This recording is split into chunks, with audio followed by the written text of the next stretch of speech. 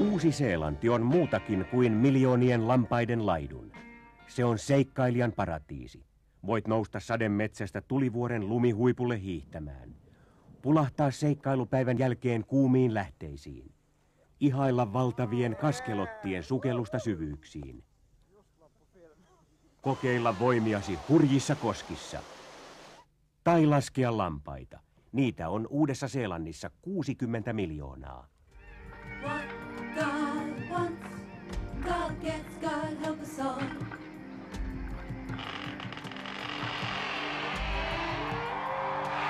Häviää tonne alas. Kohta on muun vuoro. Upean näköinen tää aukko, tommonen hopeinen valo suodattuu tähän reikään. Se johtuu varmaan siitä, että tuossa lähellä on toinen aukko, josta toi valo pääsee taittumaan näihin vesipisaroihin ja tuohon usvaan. Aivan semmonen hopeinen, uskomaton hohde. Krissi alkaa olla tuolla alhaalla aika pienenä.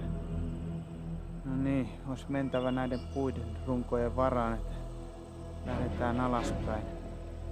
Vähän jännittää tää, mutta nyt alkaa tottua näihin valjaisiin ja alussa ei tätä tarvitse ollenkaan jarruttaa tätä laskeutumista. Tuo köysi painaa niin paljon, että tää lukkolaute jarruttaa mua koko ajan. Mun on kiskottava itseäni alaspäin. No niin, tässä uskaltaa jo katsoa vähän ympärilleen. Tää on tosi hieno tää maisema. Tuossa laidoilla kasvaa kaiken näköistä kasvustoa. Vähän niin kuin jossain muinaisissa riippuvissa puutarhoissa. Aukko yläpuolella alkaa pienentyä. Viidakko jää taakse ja alamaailma aukeaa alla.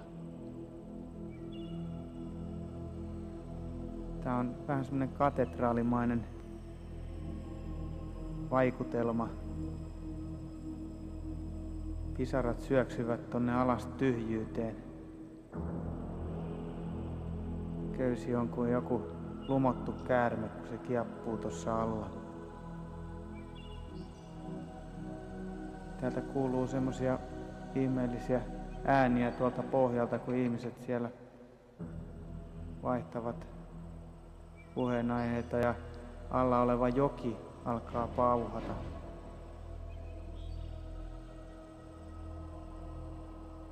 Mä yritän pikkuhiljaa ruveta jarruttamaan, koska nyt toi köysi ei enää tuossa alla paina niin paljon.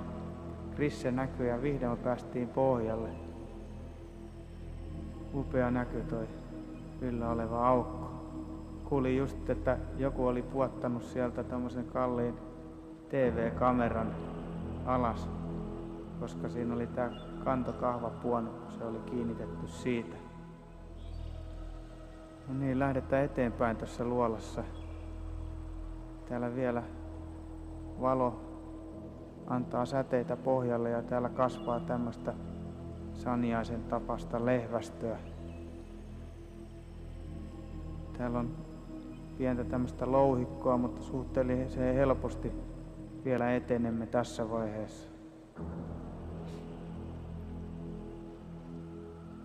Nyt tietää, mistä nämä märkäpuut on näin kolhiintunut, että täällä todennäköisesti joudutaan ryömimään ja konttailemaan ja ujuttamaan itseämme eteenpäin. Ja ilmeisesti viimeisiä valon pilkahduksia tulee tuolta katosta ja kohta päästään painumaan tonne pimeeseen. Ilma on melko kylmä, muutama plusaste ja hengitys höyryää, mutta vielä ei tarvita otsalamppuja. Upea valo tuolta katosta tulee ja Nick seisoo siinä niin sanotulla Jeesuskivellä.